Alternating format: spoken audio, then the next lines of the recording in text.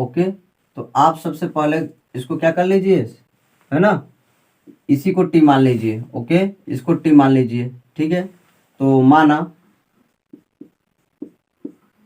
X plus log X equal to T. Okay student, तो इसको log x को T माने, तो अब इसका अवकलन करेंगे तो यक्स का अवकलन क्या हो गया, एक, और यहाँ पर log x का अवकलन एक बटे यक्स, और टी का क्या होता है डी टी बटे डी एक्स, तो डी एक्स इधर हमेशा चला आता है और इधर क्या है डी टी। ओके, तो पहले इसको सरल कर लीजिए और 1 मिनट थोड़ा, यक्स में एक का गुणा करेंगे, यक्स एक का यक्स, यक्स प्लस 1/x, आप इसको लिख सकते हैं x plus 1/x, D x बराबर क्या, डी टी। ओके स्टूडेंट, तो देखिए यक्स प्लस 1/x और डी एक्स बराबर डी टी लिख सकते हैं आप, x plus 1/x D x की जगह डी टी लिख सकते हैं।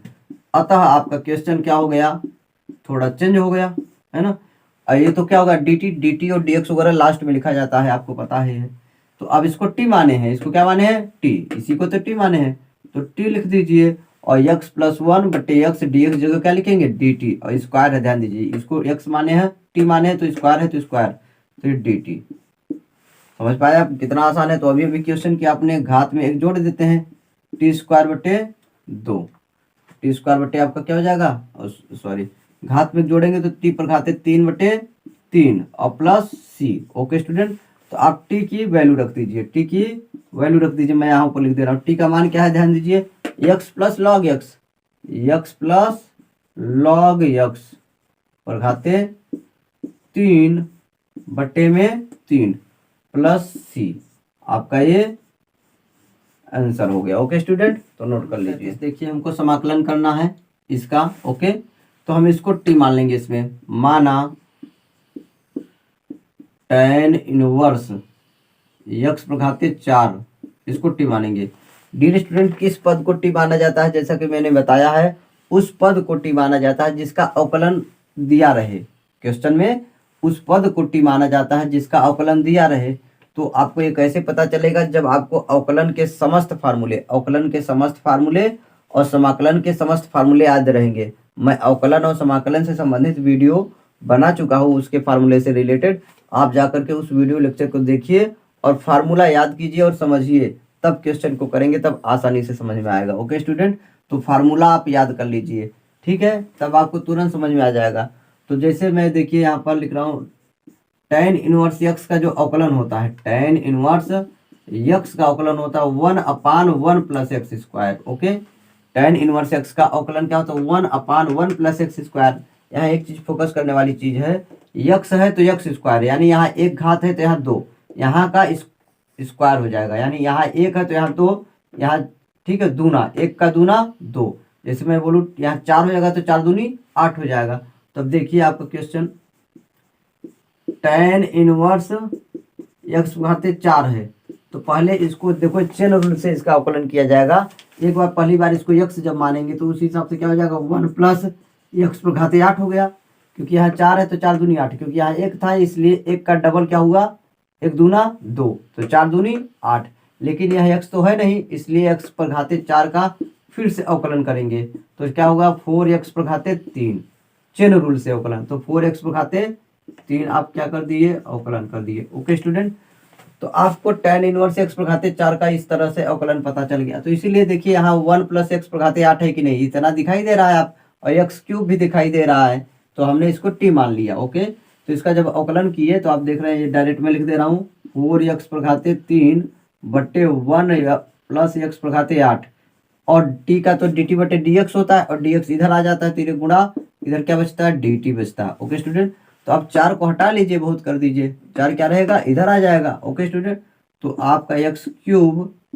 dx/1 प्लस x पर घाते 8 बराबर dt बटे 4, ये 4 यहाँ गुणा में है तो इधर आएगा तो बटे में हो जाएगा, तो इसका मतलब x³/1 प्लस x पर घाते 8, इतने के जगह और dx जगह dt बटे 4 लिखेंगे। ओके स्टूडेंट, तो इसको आप नोट कर लीजिए, आपका अतः क्वेश्चन आपका चेंज हो जाएगा। अब देखिए क्या हो जाएगा, x³1 प्लस x पर घाते 8 dx जगह, ये तीनों की जगह क्या लिखेंगे, dt बटे 4, और dt बटे 4 dt dx वगैरह लास्ट में लिखा जाता है, और ये इसको साइन तो रहेगा ही, ध्यान दीजिए साइन है, साइन तो रहेगा ही। ओके, और इसको क्या माने हैं, टी माने, ब्रैकेट वाले की जगह क्या माने हैं, टी माने हैं। ओके स्टूडेंट, समझ पाए। साइन और ये टी है, आपने लिख दिया, और ये इसके तीनों की जगह क्या है, देख रहे हैं, डी टी बटे 4। अगले स्टेप में क्या हो जाएगा, ए 1/4 गुणा में है ना, ध्यान दीजिए, इसके मल्टीप्लाई में है कि नहीं है, ओके, इसके मल्टीप्लाई में है, तो गुणा में रहता है, कोई भी पद क्या हो जाता है, बाहर आ जाता है। ओके, तो 1/4 बाहर आएगा, ठीक है, तो 1/4 क्या हो जाएगा, बाहर आ जाएगा। तो ये साइन टी क्या है, साइन टी और डी टी। अब साइन टी का जो है अवकलन आपको डायरेक्ट आता है, साइन टी का क्या होता है, कॉस टी होता है, साइन टी का क्या होता है, कॉस टी होता है। सीधी सी बात आप लिख दीजिए, यहाँ पर ध्यान दीजिए, मैं कर दे रहा हूँ आपको, 1/4 साइन का क्या होता है, कॉस टी और प्लस सी समाकलन स्थिरांक। अब क्या कर दीजिए, 1/4 कॉस, आपका टी की वैल्यू रख दीजिए, कॉस टी की वैल्यू क्या है, tan इनवर्स एक्स पर घाते 4, tan इनवर्स एक्स पर घाते 4 और प्लस सी, आपका ये आंसर है। ओके स्टूडेंट, नोट कर लीजिए, ठीक है। मैंने आपको एक्सरसाइज 7.2 के सभी क्वेश्चन क्रम से करवाए हैं। ओके स्टूडेंट, 1 से लेकर 37 तक, और 38 और 39 बहुविकल्पी है, 38 39 बहुविकल्पी है 7.2 का। मैं उसको हल करके बता दे रहा हूँ, जो ऑप्शन रहेगा उसको मैच कर लीजिएगा। ओके, तो देखिए, इसका हमको समाकलन करना है, समाकलन का चिन्ह लगा, समाकलन का पूछा गया तो इसका मान क्या होगा, ठीक है। तो पहले मैं हल कर लीजिए आप, इसको टी मानिए, माना यक्स पर घात 10 और 10 पर घात एक्स बराबर टी। ओके स्टूडेंट, जैसा कि मैंने बताया डियर स्टूडेंट, किस पद को टी माना जाता है ना, आपको ये कैसे पता चलेगा, जब आपको अवकलन और समाकलन के समस्त फार्मूले पता रहेंगे तब। ओके स्टूडेंट, अवकलन से संबंधित और समाकलन से संबंधित मैंने, है ना, फार्मूलों से रिलेटेड वीडियो लेक्चर ऑलरेडी आपके YouTube channel the PCM point पर अपलोड कर रखा है। तो आप सबसे पहले वहां जा करके अवकलन और समाकलन के फार्मूले सबसे पहले पढ़ें, फार्मूला जब याद रहेगा तभी आपको समझ में आ जाएगा, तब तुरंत आप कोई भी क्वेश्चन कर पाएंगे, सीख पाएंगे। फार्मूला आप सबसे पहले याद करें, ठीक है। तो देखिए, आपका फार्मूला होता है डी डी एक्स, यक्स पर घाते यन बराबर क्या होता है, यन यक्स पर घात यन -1, यानी घात शुरू में आ गया, घात में से एक घटा दिया। जैसे आप देखिए यहाँ पर नीचे आपका क्वेश्चन क्या है, यक्स पर घाते 10 है, यक्स पर घाते 10 है, तो क्या हो गया, घात शुरू में आ गया, घात में से घटा दो, 10 में से घटा दो 9, तो देखो दिखाई दे रहा है कि नहीं, इसलिए मैंने इसको मान लिया। अब ध्यान दीजिए अगला, ये फॉर्मूला, अब यहाँ इंपॉर्टेंट चीज जरूरी है, ये समझना जरूरी है कि यक्स पर घाते यन का क्या मतलब। यक्स क्या है, यहाँ पर चर रहेगा, क्या रहेगा जी, ये फार्मूला कब लगेगा, चर पर घात अचर पद का। ध्यान दें, ये फार्मूला बहुत महत्वपूर्ण है, चर पर घात अचर रहेगा तब ये घात शुरू में आएगा, घात में से घटा दीजिए। देखिए, चर क्या है, एक्स है, और अचर पद क्या है, 10 है ना, तो घात शुरू में आ गया, घात में से घटा दिया, लिख दिया गया। अब इंपॉर्टेंट चीज मैंने बताया, चर किसे समझेंगे और अचर किसे समझेंगे, जिसके सापेक्ष अवकलन करना है उसको छोड़ करके, जिसके सापेक्ष अंक है तो वो अचर पद हमेशा रहेगा, अंक को तो हमेशा अचर पद मानेंगे, लेकिन कभी कभी अक्षर को भी अचर पद बोला जाता है, माना जाता है। कब, जिसके सापेक्ष अवकलन करना है उसको छोड़ करके कोई भी आपका क्या रहे, अक्षर रहे, उसको अंक ही अचर पद माना जाएगा। जिसके सापेक्ष अवकलन करना है, जैसे एक्स के सापेक्ष अवकलन करना है, एक्स को छोड़ करके, है ना, जैसे इसी मान लीजिए यन, यन को अचर पद ही तो माना जा रहा है। यक्स के सापेक्ष हमको अवकलन करना था, तो यक्स को छोड़कर कोई भी अक्षर रहेगा उसको अचर पद ही माना जाएगा। तो यन शुरू में आ गया, जैसे मैं बोलूँ यक्स पर घाते ए का आपको अवकलन करना है, एक्स पर घाते ए का यक्स के सापेक्ष, इंपॉर्टेंट चीज है, मैं क्या कर रहा हूँ, यक्स के सापेक्ष कह रहा हूँ, यक्स के सापेक्ष अवकलन कह रहा हूँ, बहुत महत्वपूर्ण चीज है, आप यहाँ समझिए। जिसके सापेक्ष हमको अवकलन करना होता है वो यहाँ डी डी एक्स यहाँ नीचे लिखा रहता है, और उसको छोड़कर कोई अक्षर आ जाए तो उसको अचर पद ही माना जाता है। तो उस नियम से क्या हो गया, इस वाले से घात शुरू में आ गया, और घात में से क्या कर दिया आपने, एक घटा दिया, ए में से एक घटाएंगे तो ए -1 ही तो होगा।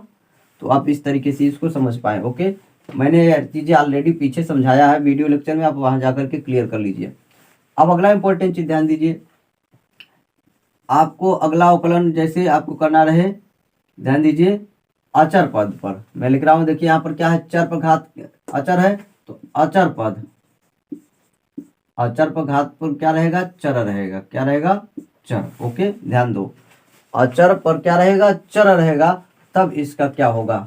ठीक है, जैसे एग्जाम्पल के लिए मैं आपको बता रहा हूं, इसको जैसे इसको ए पर घात यक्स, ए पर घात यक्स, तो देखिए मैंने क्या बताया, आप यहाँ जो नीचे लिखा रहता है उसी के सापेक्ष अवकलन किया जाता है, जो नीचे लिखा जाता है उसी के सापेक्ष अवकलन किया जाता है, यानी यक्स के सापेक्ष हमको अवकलन करना है, तो यक्स क्या हो गया, चर। जिसके सापेक्ष अवकलन करना होता है उसको हम चर मानते हैं, और कोई उसके अलावा अक्षर दिखाई दे तो उसको अचर माना जाता है। तो यक्स के सापेक्ष अवकलन करना है, जिसके सापेक्ष अवकलन किया जाता है वो नीचे लिखा रहता है, यहाँ डी के बगल में बट्टे में, तो इसका मतलब ए अचर हो गया, ए अचर। तो अब ध्यान दो, अचर पर घात चर रहे तो फिर फार्मूला होता है ये ए पर घात एक्स, वैसे ही रहेगा, उसको पहले वैसे उतार दो लॉग, और आपका क्या हो जाता है, ए लिख दीजिए, आपका यही आंसर है। ओके स्टूडेंट, ए पर घात एक्स का अवकलन क्या होगा, ए पर घात एक्स, वैसे ही लॉग लगा करके ए लगा दीजिए, यहाँ आधा ई होता है, ई लिखिए या न लिखिए, लेकिन ये आप ध्यान दीजिए ए कब कहानी है, ध्यान दीजिए, अचर पर घात चर, चर किसे कहेंगे, जिसके सापेक्ष अवकलन करना रहे, देखिए यक्स एक्स मैच कर रहा है कि नहीं, और यदि जिसके सापेक्ष अवकलन करना है उसको छोड़कर कोई अन्य अक्षर आ जाए तब उसको क्या माना जाता है, समझ रहे हैं क्या, अचर पद माना जाता है। तो यहाँ ए है अचर पद। ओके, तो अब देखिए, आप देखिए इस तरीके से एग्जाम्पल, तो अभी देखिए 10 पर घाते यक्स है, 10 पर घाते यक्स है, तो बताइए 10 पर घाते यक्स का क्या हो जाएगा अवकलन, अचर पर घात क्या है, चर, अचर अंक तो अचर पद होता ही है, अचर पर घात क्या है, अंक, तो सीधा 10 पर घाते यक्स ऐसे ही रहेगा, लॉग क्या रहेगा, 10 हो गया आपका डायरेक्ट। तो देखो ये भी दिखाई दे रहा है, तो सिंपल इसी को टी, तो सबसे पहले आप फार्मूला याद करेंगे तो तुरंत समझ में आ जाएगा आंसर, सेकंडों में आप निकाल पाएंगे, मिनटों में निकाल पाएंगे, जैसा क्वेश्चन रहेगा। ओके स्टूडेंट, ध्यान दीजिए, अब इतना मानते ही आपका डायरेक्ट समझ में आ रहा है, आंसर दिखाई दे रहा है डायरेक्ट। देखिए कैसे, इसका अवकलन किया तो 10 यक्स पर घाते 9 हो गया, और इसका अवकलन किया तो क्या हुआ, 10 पर घाते यक्स लॉग 10 हो गया। ओके, और यहाँ ई लिख सकते हैं बराबर क्या, अब ध्यान दीजिए टी का तो क्या होगा, डी टी बटे डी एक्स, डी टी और डी एक्स इधर आ जाता है बराबर क्या, डी टी, बराबर डी टी। ओके, तो आप देख रहे हैं ऊपर, देखिए ध्यान दीजिए पूरा अंश में वही चीज तो है, वही चीज दिखाई दे रहा है, इसके जगह क्या लिखेंगे, डी टी लिखेंगे, इतने पूरे की जगह क्या लिखेंगे, डी टी लिखेंगे, तो आपका क्या हो गया, और ये नीचे वाले को टी माने हैं, अतः आपका क्वेश्चन क्या हो गया, 1 टी, और ये डी टी 1 क्यों, क्योंकि डी टी का 1 में गुणा करेंगे तो डी टी ही तो हो जाएगा, समझ पा रहे हैं कि नहीं। तो 1/t का क्या होता है, लॉग टी, क्या होता है जी, लॉग टी होता है फार्मूला, देख रहे हैं तुरंत, और टी की वैल्यू रख दीजिए, और प्लस सी, इंपॉर्टेंट चीज है, सी हमेशा रहता है समाकलन स्थिरांक, अनिश्चित समाकलन है, अनिश्चित समाकलन में समाकलन स्थिरांक रहता है, तो आपका क्या हो गया, 1/t, और आपका क्या हो गया, सॉरी, इसका 1/t का क्या होगा, लॉग टी, और प्लस सी तो आपका रहेगा ही। ओके, ध्यान दीजिए, इसका जब समाकलन करेंगे तो 1/t का लॉग टी, और सी क्या और जोड़ दिया जाता है लास्ट में, टी की वैल्यू रख दीजिए, लॉग टी की वैल्यू क्या है आपका, यक्स पर घाते 10 और 10 पर घाते यक्स प्लस सी, आपका ये आंसर है। तो कौन सा विकल्प है आप इसको मैच कर लीजिए, जो विकल्प क्वेश्चन नंबर 39 है, आपको समाकलन करना है 1/sin square X into cos square X. Okay student, तो देखिए त्रिकोणमिति का बहुत बड़ा महत्व है कैलकुलस में, त्रिकोणमिति है ना, बहुत ज़्यादा आता है आपका, ठीक है, फार्मूला का यूज, तो फार्मूला जरूर याद होना चाहिए त्रिकोणमिति का, और त्रिकोणमिति का फार्मूला भी मैंने आपके अपने YouTube channel the PCM point पर अपलोड कर रखा है, तो वहाँ जा करके त्रिकोणमिति का भी फार्मूला आप अच्छे से क्लियर कर लीजिए, आपको बगैर फार्मूले का मैथ नहीं समझ में आएगा, तो फार्मूला आप याद कर लें, है ना। देखिए आपको समाकलन में भी त्रिकोणमिति है ना दिखाई दे रहा है, तो त्रिकोणमिति का कितना महत्व है। ओके, तो अब देखिए जब आपको फार्मूला याद रहेगा तो समझ में आ जाएगा तुरंत। हम क्या लिख सकते हैं, एक को क्या लिख सकते हैं, sine square X plus cos square X. Okay, sine square X plus cos square X बराबर 1 होता है, तो 1 की जगह हमने ये लिख दिया, और बट्टे वाला वैसे उतार लीजिए, और अब क्या करेंगे, अलग अलग कर दीजिए, साइन स्क्वायर एक्स बट्टे ये वैल्यू हो जाएगा, कास स्क्वायर एक्स बट्टे ये वैल्यू, तो आप देख रहे हैं साइन स्क्वायर एक्स बट्टे क्या हो जाएगा, sine square X into cos square X D X plus cos square X, इसको अब इसके साथ साइन स्क्वायर एक्स, अब डायरेक्ट भी कर सकते हैं, समझ में आ रहा है तो है ना। अब देखो ये क्या, साइन से साइन क्या हो जाएगा, कैंसिल हो जाएगा, तो 1/cos बचेगा। क्या बचेगा, 1/cos² dx प्लस, ओके। देखिए साइन साइन कैंसिल, तो 1/cos और 1/cos आपने नोट कर लिया। कास से कास कैंसिल हो जाएगा, कास से कास 1/sin बचेगा, 1/sin बचेगा, sin² dx, ओके। और 1/cos का मतलब होता है सेक, 1/cos का मतलब होता है सेक, तो ऊपर जाएगा तो सेक हो जाएगा, स्क्वायर है तो स्क्वायर लगा देंगे। और उसी तरीके से 1/sin का मतलब होता है कोसेक, त्रिकोणमिति के फार्मूले आप याद रखें, तो क्या हो जाएगा, कोसेक² dx, ओके। तो sec² का इंटीग्रेशन क्या होता है, tan x होता है, sec² का इंटीग्रेशन क्या होता है, tan x होता है। और आपका कोसेक² क्या होता है, -cot x होता है। क्या होता है, -cot x। sec² का होता है tan x, कोसेक² का क्या होता है, -cot x। तो आपका ये फार्मूला आंसर आया, इस तरीके से प्लस ही रहेगा, मैच कर लीजिएगा, आपका ये बहुविकल्पी क्वेश्चन है, ओके।